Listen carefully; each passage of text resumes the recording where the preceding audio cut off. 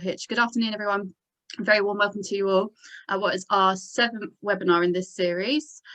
For those of you who don't know us, we are Irish in Britain, and we are a membership organisation supporting a network of Irish organisations throughout Britain and supporting the growth, the work and the well-being of the wider Irish community. So my name is Aisling McDowell. I'll be hosting today's webinar. Before I hand over, I'll just run through some housekeeping for today's session. So this session is being recorded. It's only being recorded for the purposes of uploading it afterwards onto our website as part of our dementia training information and learning resources. Only speakers and panelists will appear on screen, so no attendees will appear on screen and you will be on mute. You should have all received a link to our privacy policy in your invitation to the session today, but I will post that in the chat box once our session begins. If you have any questions throughout the session or queries, you can post them down the bottom of the screen, both in the Q&A box and the chat box. I will be monitoring that throughout, and we encourage as much engagement as possible, as questions, queries, etc. in those boxes there.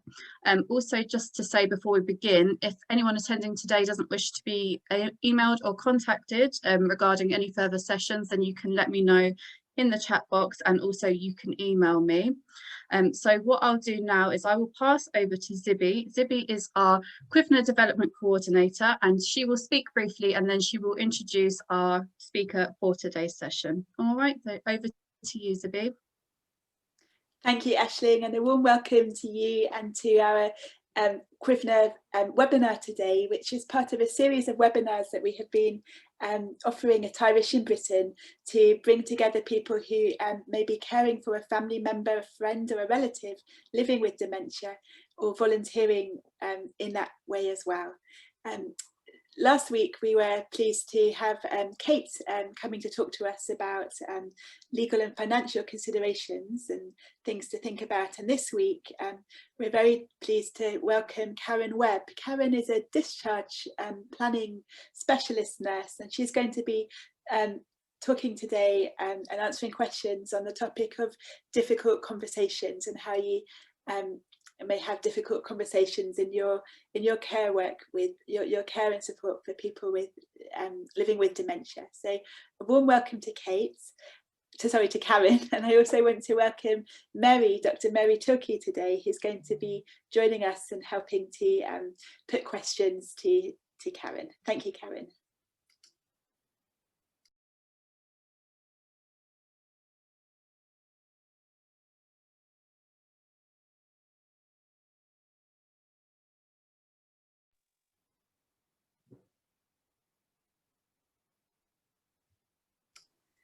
So Karen, just ask you to turn on your microphone. Oh, I'm so sorry. No problem, welcome. Okay, so my name is Karen Webb. I'm a specialist nurse, and I'm delighted to be able to talk to you today about difficult conversations and difficult decisions.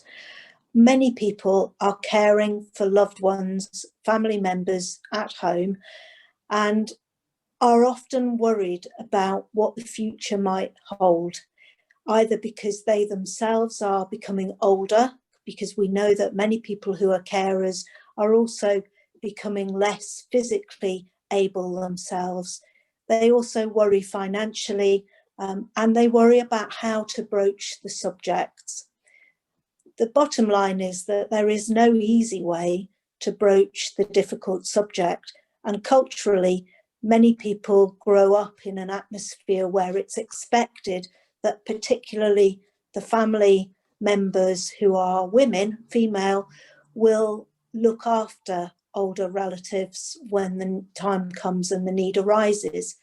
Now that works well for some people, and I think, you know, I wouldn't underplay how many happy years families can have together, but it doesn't hold that all families are happy or that all families have the necessary skills to be able to deal with some of the problems that can arise when looking after an older person, particularly an older person who is living with dementia. Many people may encounter infections and other small illnesses which may trigger quite severe changes in their loved one's presentation in their behaviours, their attitudes, their ability to eat and drink, their ability to participate in social activity. And at times like those, it is really frightening and very isolating for a family member to have to sort of put up with that, deal with it, and try the very best they can for someone. I hear often from families, because my job as a discharge planning specialist nurse is to get alongside families at that very worst time for them, when they're trying to come to terms with a declining older relative, and coming to terms with what to do next. And it's a very difficult period. It means a lot of heartache for people. Quite often I'm told that families have promised over many years that they'll never put their loved one into a care home, or that they'll never ask an agency to come and provide care. And that all sounds very bold and very noble, but we never know what the future holds, and we don't know, and we can't be held responsible for how people's needs change. Not to put too fine a point on it, sometimes the person living with dementia becomes an entirely different character and person to the person that the family have known and loved beforehand, and that can be really distressing. And as a specialist nurse, my skills and the skills of other nurses like me is to be able to understand those behaviours and to be able to distract and to use other techniques to enable the person who's living with dementia to have a meaningful, happy life, but also to make sure that they are safe and that the family who are caring for them are safe too. So it's not always a question of whether you think that putting somebody into a care home is the right thing to do, because you could do it yourself. It's actually about what's in the best interests of your loved one. Last week, Katie spoke with you about finances and about the legalities of care.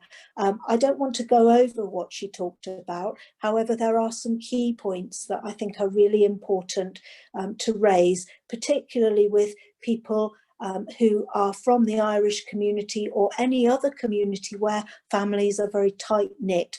The point is that we can never know what's ahead, and it's very easy when somebody is well to be able to say to them, you know, what would you like in the future? A typical conversation is, I often used to hear when I was in practice many years ago, student nurses would say to me, well, if I was ever in a car accident and I was comatose on a ventilator, I'd want it all switched off. I don't think that I could live a life like that. And I would always sort of question the student about how can they know what it is to be in that situation. None of us, unless we've experienced it ourselves, knows what it's like to be comatose or unable to speak or unable to hear. And we can't know how we would respond to it. If we follow that line of thought, we might easily say, well, if I couldn't walk, I wouldn't want to live. And it worries me that a lot of the talk in government at the moment is around things like the euthanasia bill, because I think we can never know, but the nearest we can get to knowing what people want is by asking them when they're well enough to be able to give us an answer. What's important to me might not be important to you, and certainly talking about it is not going to make it happen.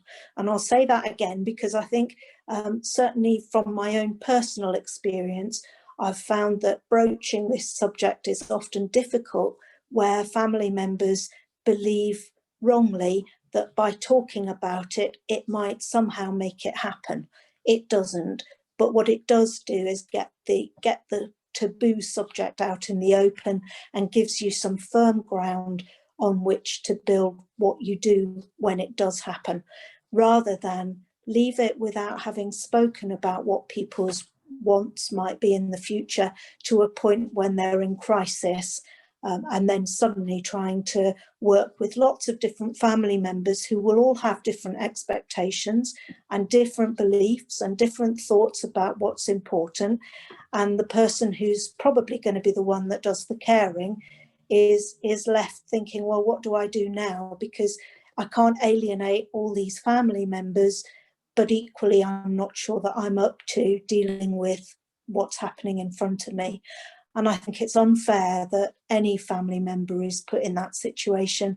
And I would really urge everybody who watches this, this video cast to go away and summon up the courage to start a conversation while your family member is well enough to participate in what are the things that they find most important to them, because that way it will give you some firm grounding when it comes to making choices in that person's best interests. Off the back of that, though, I would also say, raise the subject of lasting power of attorney. In my experience, families always seem to think that because they're the next of kin, that gives them some right to make decisions. It really doesn't. The law in this country is that if there is not a lasting power of attorney, then the clinicians, the doctors and nurses will make best interest decisions on behalf of your loved one. They do always, we've always worked in partnership with families, but that said, it gives you the security to know that if you've got lasting power of attorney for health and well-being, that you are then in the driving seat when it comes to choosing where your loved one goes and who is going to care for them. I'll pause for a moment in case there are any questions at this point.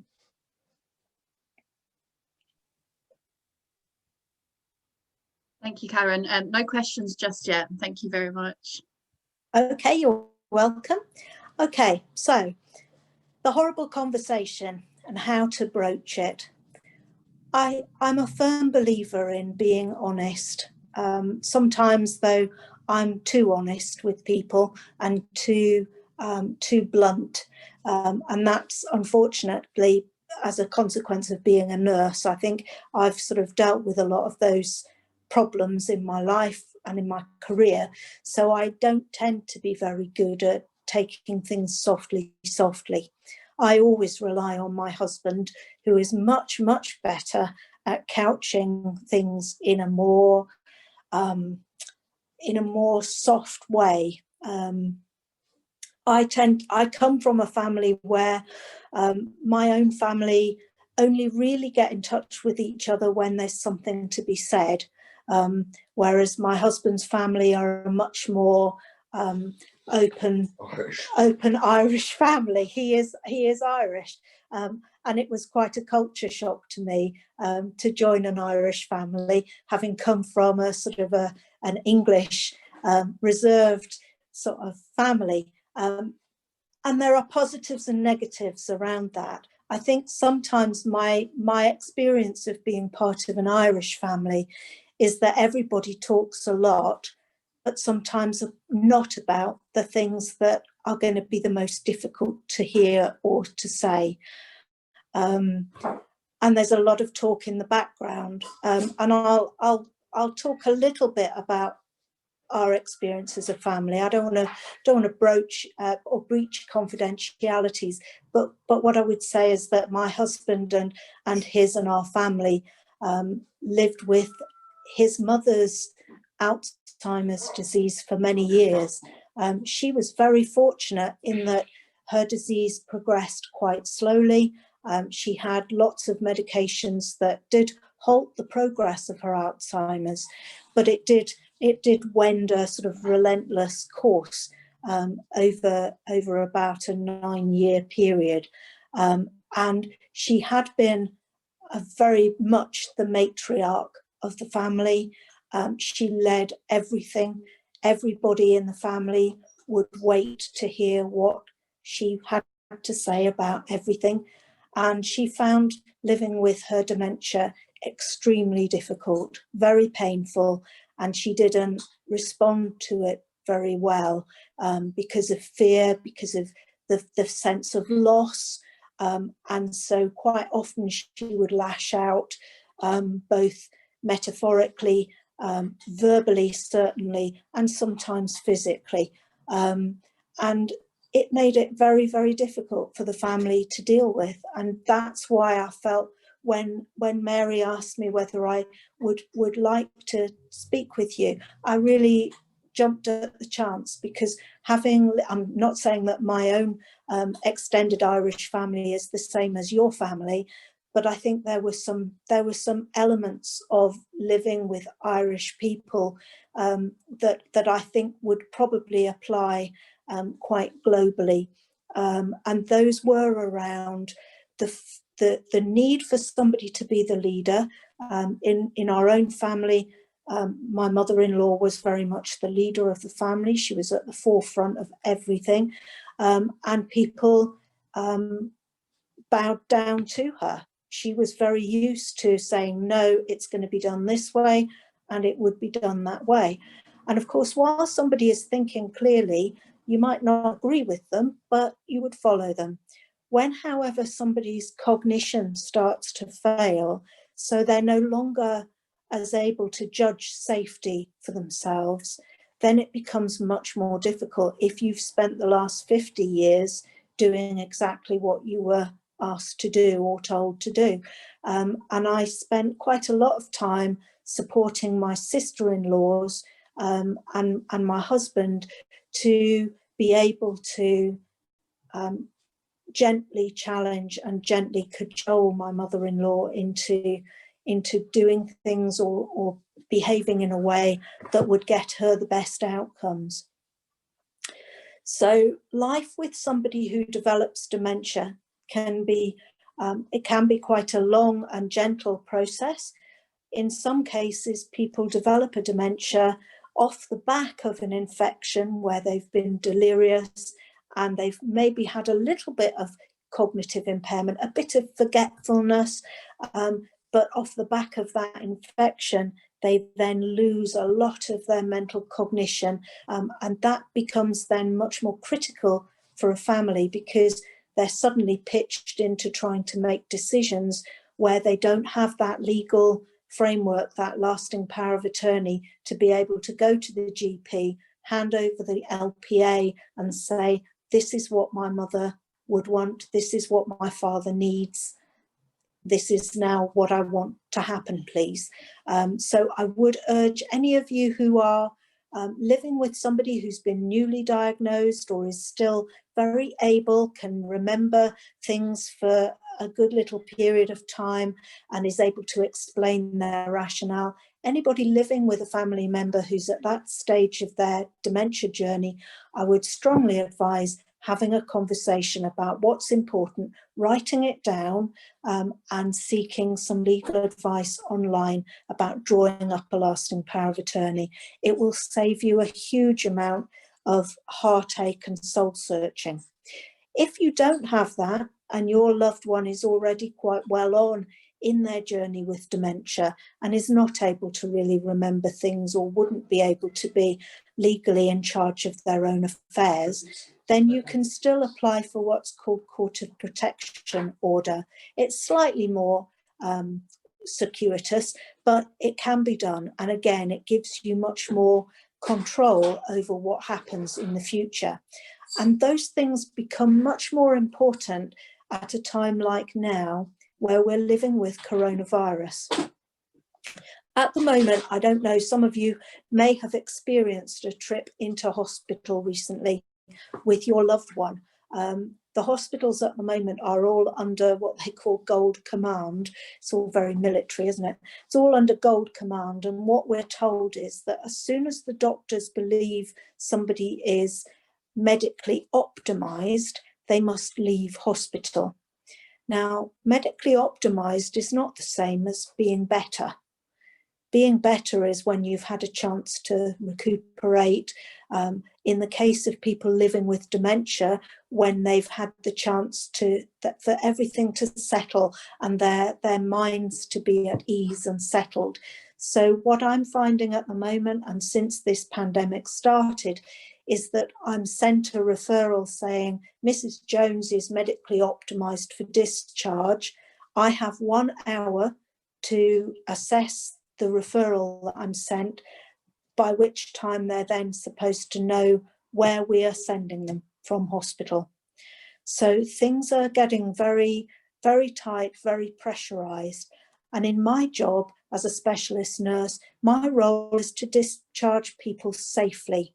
And I say that very strongly because what the hospital thinks of as safe discharge is not always the same as what I think of as a safe discharge. The hospital will be quite happy to send an elderly person living with dementia home on the basis that somebody might be along tomorrow to help. I wouldn't be happy with that. And so a lot of the time in my job at the moment, I'm arguing for and on behalf of families and patients to get them what they actually need in order to go home safely. It might be equipment, it might be beds and mattresses or cushions for their chairs. It could be about getting access to physiotherapy for people who have stopped being able to move around freely.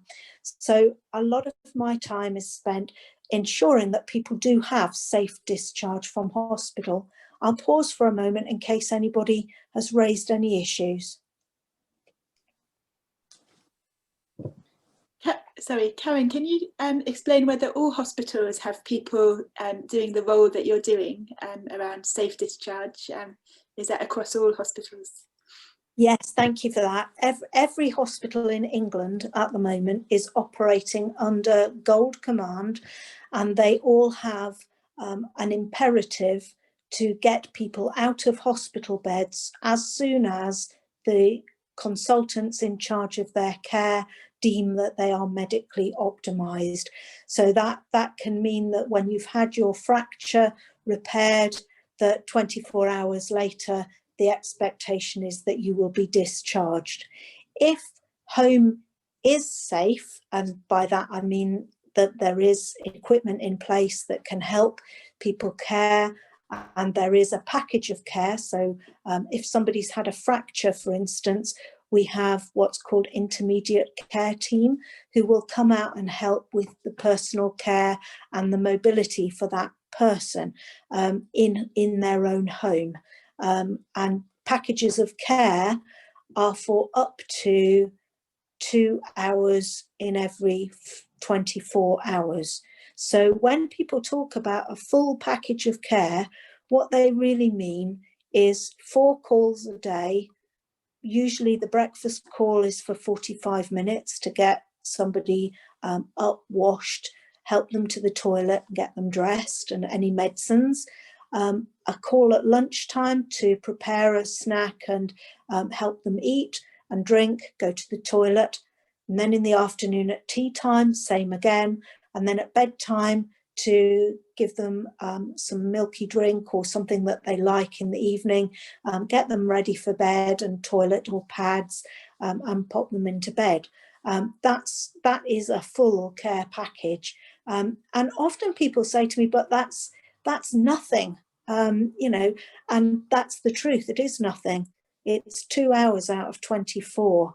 And for the rest of the time, families are then looking for, how can they manage this? And I do take my hat off to any family carers.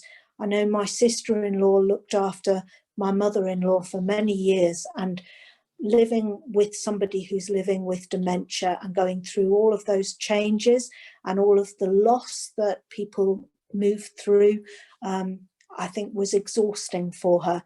And by the time she got to the end of that, when my mother-in-law died, she was exhausted and she was left with a complete loss of purpose for a while. She didn't really know what her place was anymore because she had been her mother's carer for such a long time. So that's again my challenge to people. Often have a stereotype of Irish families that they are very close and very close knit. And I'm sure that many of your families are very close knit.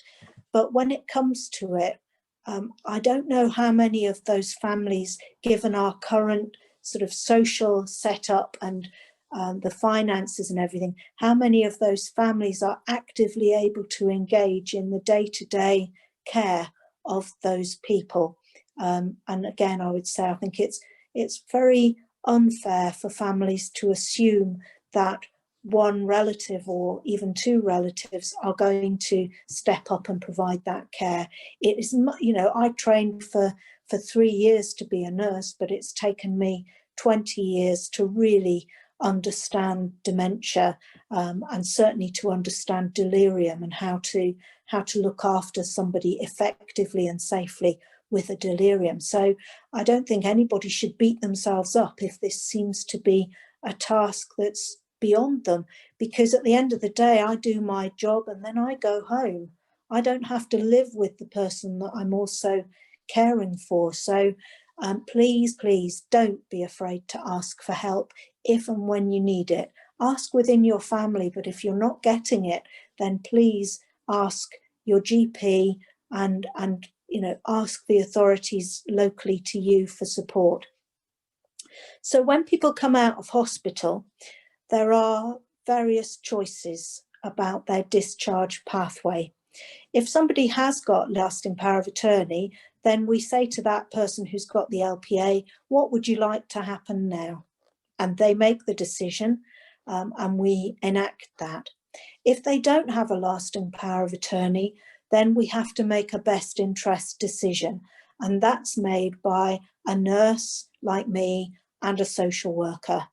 And they will make the decision about which discharge pathway is the right one. We always operate from the standpoint of home being the first choice. That's always where we would aim to get somebody, particularly if they're living with dementia, because what we know with certainty is that people living with a dementia, and where it's particularly when it's overlaid with a delirium because of their illness, we know that those people respond better and get better far more quickly in their home environment with a bit of peace and quiet and the sort of food and drink that they enjoy, and just, you know, people around them that they know and are familiar with. If somebody can't go home though, then there are other options. If someone has had a fracture but is able to bear weight on their bones, so they might have had a hip replacement, for instance, those people, if they're weight bearing, may go to inpatient rehab, where they would be for a period of about 4 to 6 weeks having intensive therapy and rehabilitation. And there's no barrier to people who are living with dementia having rehabilitation. The only caveat would be if their dementia was so advanced that they were really unable to engage in the discussion or in the activity. So if somebody really was not able to follow the instructions of the therapists, then rehabilitation therapy wouldn't work. But even that said, if they went home, we would still refer them for community physio support, and a physio would come out to their home to give them some therapy at home. So I wouldn't want anybody thinking that because your family member lives with dementia, that the service is going to discriminate against them, because I can tell you we certainly do not discriminate against people with dementia. I've personally known of at least 20 people in their 80s who have had coronavirus, have been in hospital. Some of them have been in intensive care. They've come through the other side of the virus and they're back home again.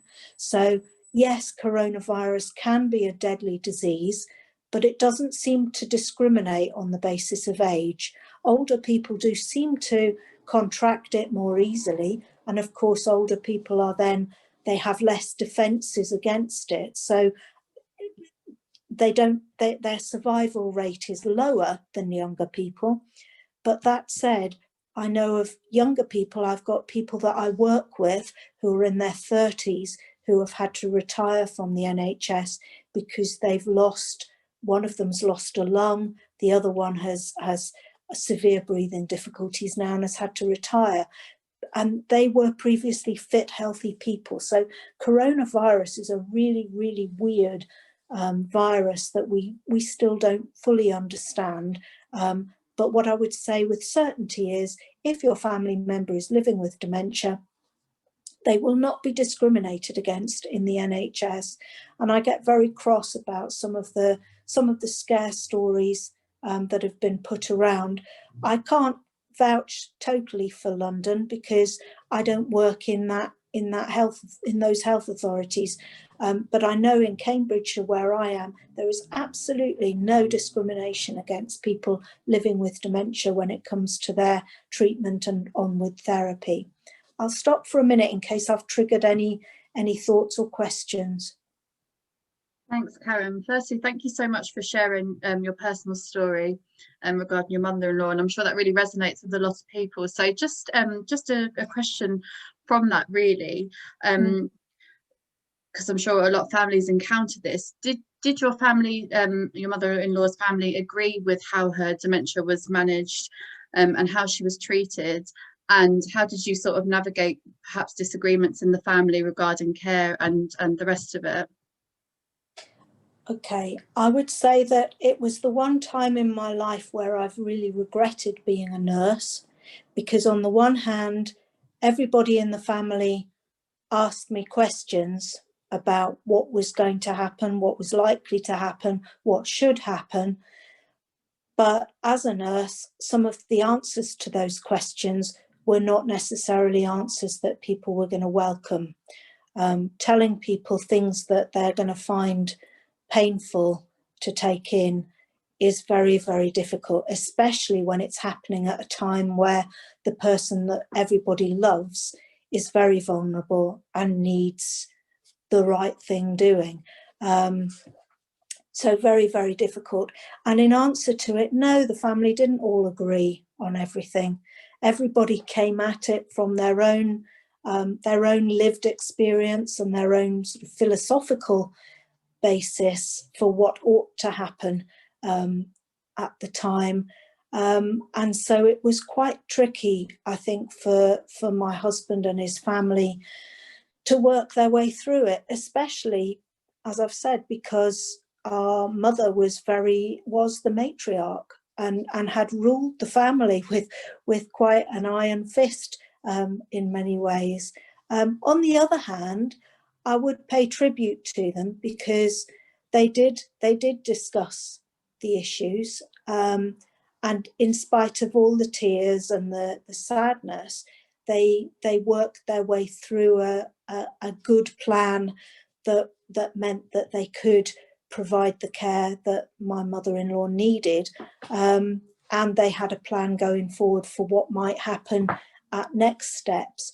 I think it's just so individual and so difficult, and I think it's one of those times where, unfortunately, everything should be discussed, but everybody worries that they might offend.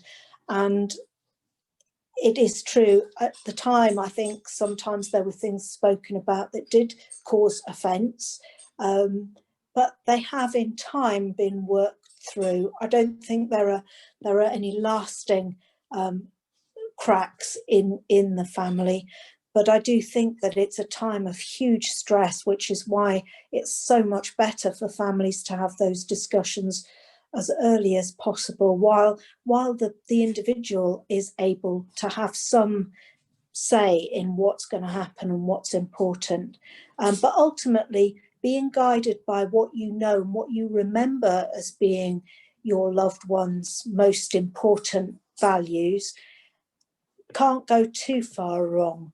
But as I say, my mother-in-law came over from rural Ireland at a time when Ireland was very different to the Ireland that it became. And we're all kind of living with our own history, aren't we, of what we think is right and normal. So I don't have a sort of a clear path through this. All I would say is that I felt very proud that my family did talk about it, and that they enabled and empowered my mother-in-law to retain a sense of being in control for as long as was absolutely possible. And I do think, you know, I congratulate them for that, because they did hold that line really well. But ultimately it was my sister-in-law that really was the live-in care for my mother-in-law. Thank you so much, Karen. That's really insightful. I'm just going to bring in Mary now, just to ask you something. Okay, so I'll just bring in Mary, if that's all right. Of course. Sorry.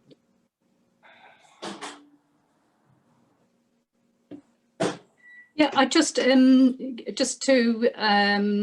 pick up on something you said about the stereotype of the Irish, the big Irish family.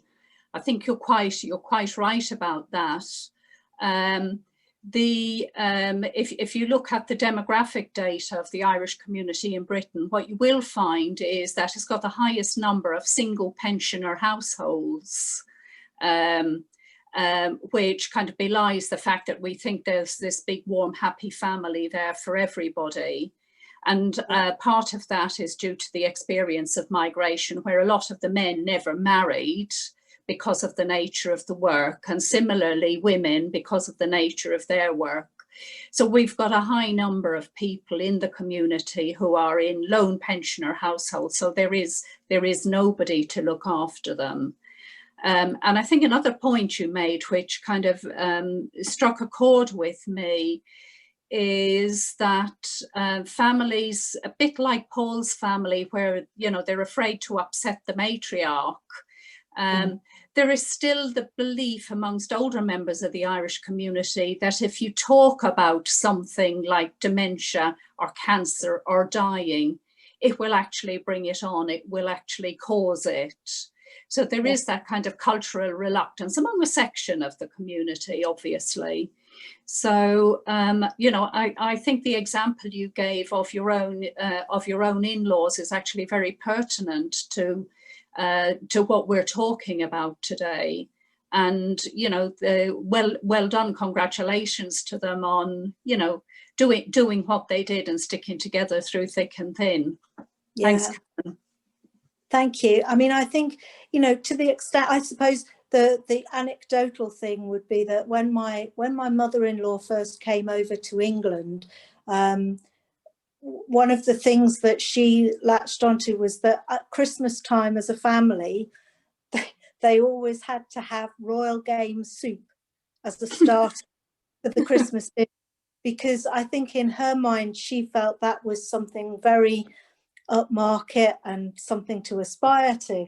And it was quite interesting because after she had died, it took, I think, about 3 years before the family stopped having the Royal Game soup. None of them could stand it, but they had all sort of continued. But some of the traditions have carried on. I mean, she was, you know, she made fantastic trifles and stuff. And so, I mean, it's lovely that they are they've carried on a great number of the traditions, but it can be very difficult for families when that hub is no longer able to provide that hub for them. I've got two other examples. One is a very close friend of mine who looked after his parent until the parent died, provided wonderful care in London under quite tricky circumstances,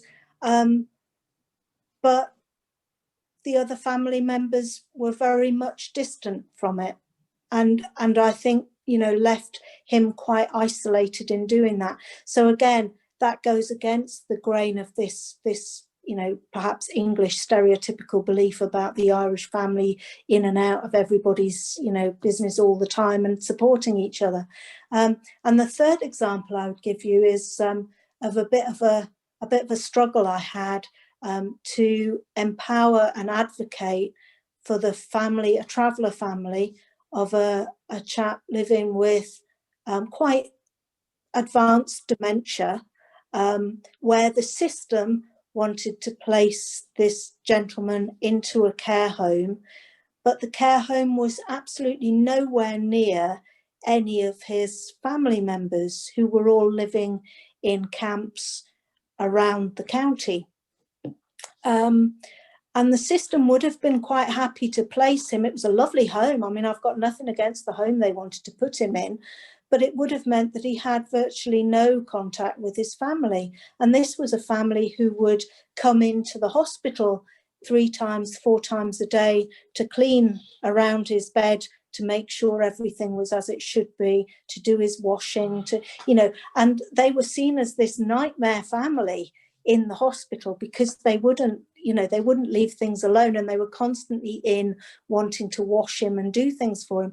And I think the hospital didn't really understand that for that family and for him, that was their way, that was their cultural norm. And that to have tried to place him, because the first thing the family said when I spoke to them about the home that the hospital was planning to move him to get their agreement, the first thing the family said was, well, we need to see it. We need to see if it's clean enough, and what their cleaning regime is. Because to this particular traveller family, the idea of their father, grandfather, uncle being placed somewhere that they thought was physically not clean enough would be just astonishing. And yet to the hospital, they just couldn't see the importance of that. But in the end, anyway, we did manage to get him into a lovely home that was right next to the field where the family were camped, and that worked really, really well. And he ended his life happily in a home surrounded by his family, which is as it should be. And that's the other thing I would say about care homes. If people's needs do change, I mean, in this chap's case, he had some really, really challenging behaviours because of his dementia. It meant that he could become extremely physically violent, and he was a big man and tall, and so it would have been completely unrealistic to expect the family members to manage that. He needed to have nursing because he needed people to work out whether and when he needed special medicines to calm him without making him sleepy. And so it's not a question of passing or failing. You know, if your loved one does require nursing care and needs to move into a care home, that is not a measure of your failure as a carer, but of your recognition that their care needs required a level of skill that you couldn't possibly have had. Because the way that healthcare is funded for people living with dementia is that it's based on the nature of their problems, the intensity of their problems, and the complexity of their problems.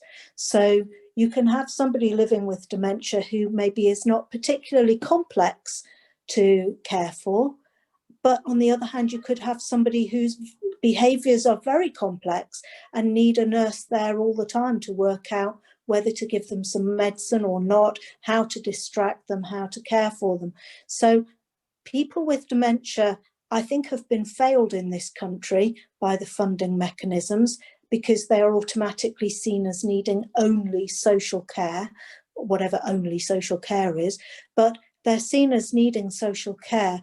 But actually, I've put some papers through, which I hope that people who watch the video will take time to have a read through, because it gives you some hints and clues about what the health service looks at when working out whether to fund care for somebody.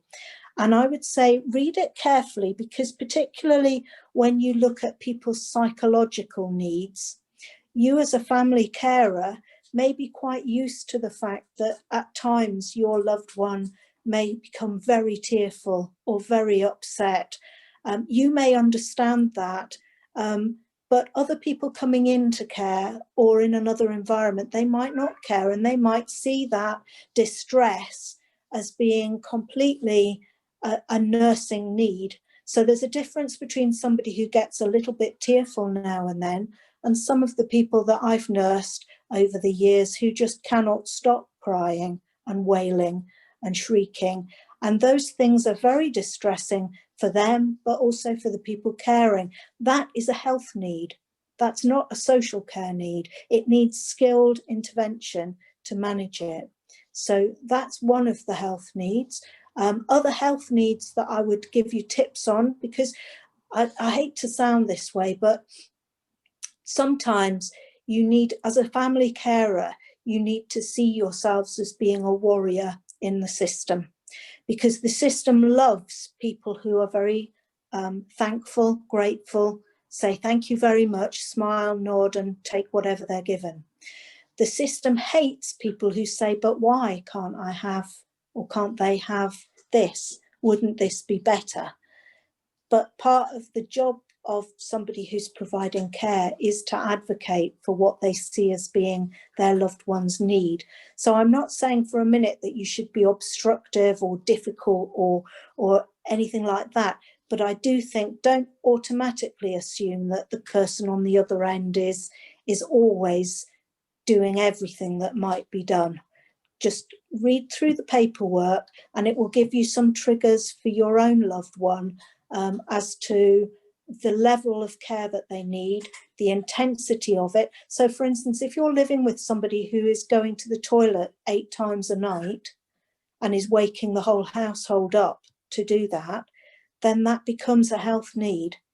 The activity may just be going to the toilet, but it's all the behaviour that goes with the going to the toilet that becomes an intense nursing need. The other aspect of it is intensity, complexity, and nature. So each of the activities of living, so could be walking, could be eating and drinking, could be their understanding of things, their problem solving. If those things, you will learn coping mechanisms as a family carer to get round some of that stuff. What I would urge you to do when you're having a coffee in a quiet moment is to have a notepad and just write down what a day in your life is like. How many times are you being woken up at night? How many times do they go to the toilet during the night or during the day? How many times have they perhaps struck out at you? And if they do, are they able to walk to hit you, or do they just lash out because you're doing something they don't like? None of us like to talk about this stuff because we're talking about family members, but it is really important when you're looking to do the very best for your family that you start to keep some notes, because when they work out who's going to pay for care, they then conveniently jump into, well, we need evidence. And they will ask you as a family member, and they'll say, that's your verbal evidence. If you've got some notes that you've been keeping, a diary, a care diary, and you hand that to them, then it becomes much more difficult to turn down your requests for help. Okay, I'll stop there in case there's any other questions. Thank you so much, Karen. Karen, I wonder, could you just touch upon what people should look for in a care home, or what that looks like, sort of trying to choose a care home? Okay, now the standard answer to this is people always go and look on the Care Quality Commission's website, and they see whether care homes have been graded as outstanding or passing. What I would say is my view of Care Quality Commission reports is they're not worth the paper they're written on. The reason for that is they are historical audits. When the Care Quality Commission goes in and looks at a care home, they want to take away the previous year's paperwork. So in a year in a care home, over 70% of the staff will move on.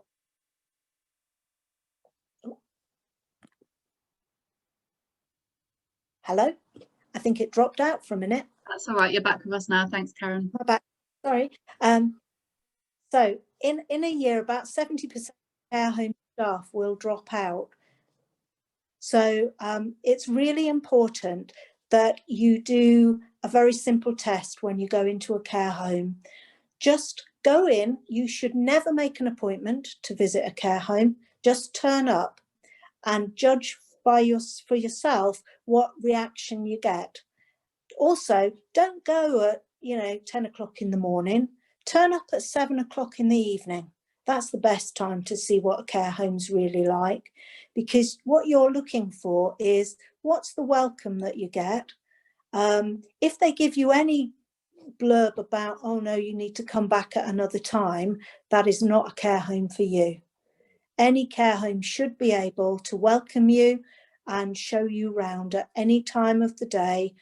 I would say at night, but it's harder because people are sleeping, but certainly up till about 8 o'clock at night, you should be able to just walk in and see people. Of course, during coronavirus, it's become much more difficult because they're all petrified of their residents contracting COVID. So it is more difficult, but this will all be, I think, under control by the spring. So when the vaccine is out.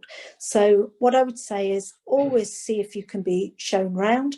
When you're going round, rather than look at the decoration, because the decor is really meaningless, what's important is what are the relationships that you're seeing between the care staff and the residents? Are they being shown respect? Are people listening to the residents? Are people responding to the call bells that are sounding? Because it's some places it's quite a cacophony. I go into care homes all the time, and I know within 3 minutes of entering the building whether I would want to put any member of my family into that place or not. I used to be a deputy manager of a care home, so I know all of the ways in which the care home industry will try to bamboozle you into thinking that they're the best place for your loved one. Gut response is the best one. Do the residents look and feel respected? Are they looking well cared for? Try and go at a meal time as well. What's the food they're being served? How many staff are around there that can respond to them and assist them with their eating and drinking? Are staff helping to cut up meat for people, for instance, if they need help with it? Also look on the walls. What are the activities that residents are having? And by all means, talk to other residents. Ask them or ask other relatives. The care home I used to work at, it was more like a day centre than a care home most of the time, because all of the families would come in and spend a portion of the day in the home. So if you walked into our reception area, it was like a big meeting room with lots of families and their loved ones. And it was a wonderful atmosphere, and people were well cared for. But our CQC rating requires improvement. And the reason it requires improvement was because CQC said that not all of our paperwork was up to date. And as a nurse, and I take a lot of pride in my nursing practice, what I would say is there are never enough nurses in these care homes to keep up with all the paperwork. So if you go somewhere and all their paperwork is up to date, you should ask yourself the question of who's looking after the residents, because it won't be the nurse. So that would be my basics. And also, of course, things like smell. Obviously, if the place smells of stale urine or something, then you just know that's not a good place. The home I worked at was built round a courtyard, so we had lots of people living with dementia who would spend their day walking around the building, and they could go out of any door into the courtyard, and there was a pond with goldfish, raised pond with fish and everything. So there was lots of things in the area for people to be distracted by and to enjoy. And I hate going anywhere where I see people who I believe are being in any way restricted in their movement. We spend, when babies are born, we spend the first year willing them to get up and walk.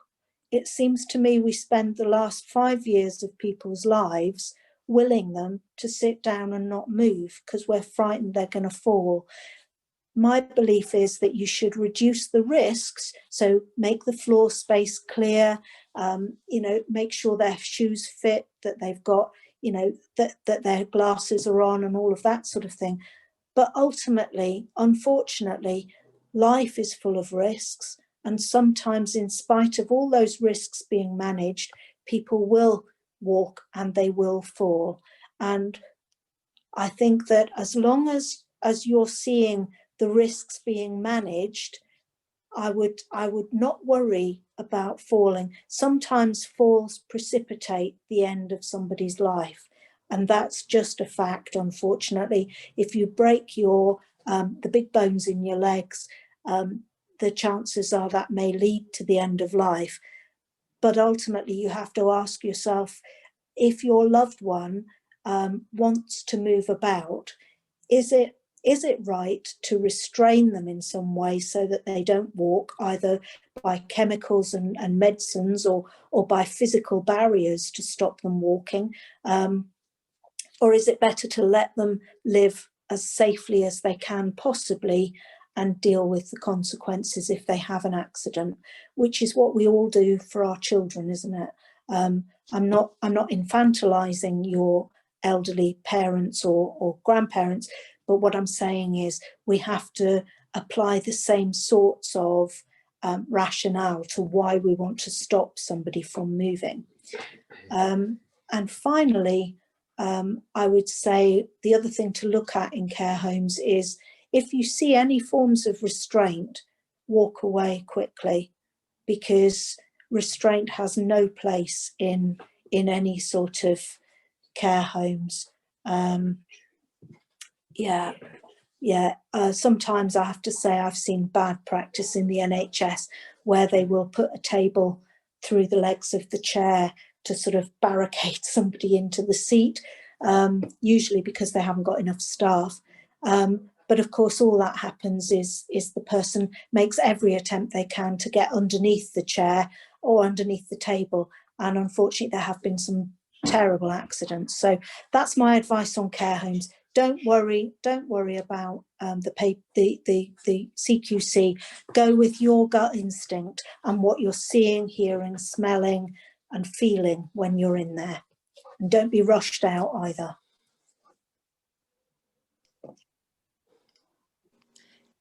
Thank you, Karen. I'm just aware of the time, and you've shared some really, really important thoughts and advice and your own personal experiences as well.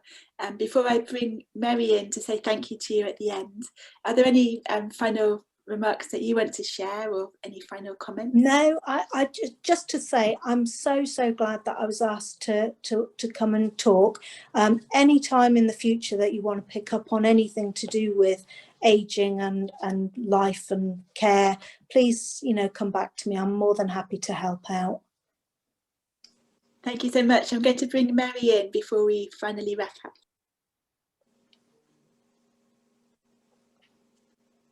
Hi, Karen. Just to say thank you. This has been really interesting. Your professional and your personal experience and your understanding of the Irish community has actually made it very special.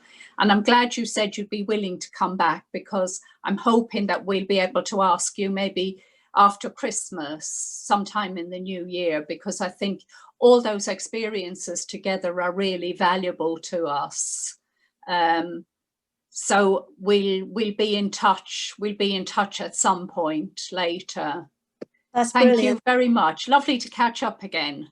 You're very welcome. Thank you. Yes, a big thank you from all of us, Karen, and to you, Mary, for joining us today, and everybody who's asked questions, and to let everybody know that we'll be back again next week at our usual time of 2 o'clock on Wednesday.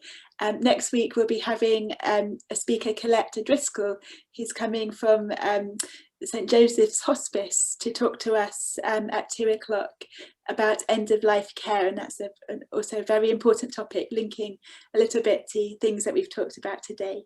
So thank you to everybody. To remind you that these webinars are being recorded and they're available on our website. So if you wanted to watch it again, or you want to share it with family members or friends, please do direct them to our website. It's in the chat box, the link. And also to say that we do have an online carers forum and lots of resources that family carers and volunteers may find useful to support their caring for people living with dementia. So please do take a look at our Irish in Britain website for that. Thank you very much. Thank you.